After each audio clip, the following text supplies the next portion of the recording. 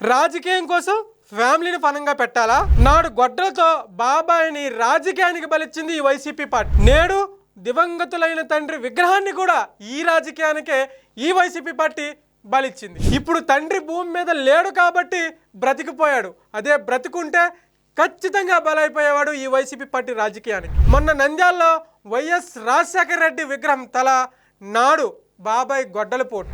వాళ్ళ తలలు వాళ్ళే నరుక్కొని ఈలపం కూటమి ప్రభుత్వంపై నెట్టడమే వైసీపీ సిద్ధాంతం. మొన్న నంద్యాలలో వైఎస్ఆర్ విగ్రహం తల నరికినటువంటి వ్యక్తి అదే నంద్యాల జిల్లాకు సంబంధించినటువంటి వైసీపీ మాజీ ఎమ్మెల్యేకి ముఖ్య అనుచరుడు. ఇది బయటపడేసరికి వైసీపీ సోషల్ మీడియాలో కానీ సాక్షి మీడియాలో కానీ మరి వైసీపీకి అనుసంధానంగా ఉన్నటువంటి మరి ఏ పేపర్ మీడియాలో కూడా ఈ వార్త కనిపించట్లేదు.